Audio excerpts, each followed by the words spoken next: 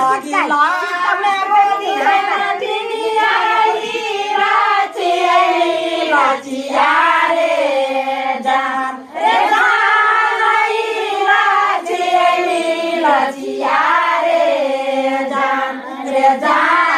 बेचाला में गोदी है स्वामी के रमुआ रे जान बेचाला में गोदी है स्वामी के रमुआ रे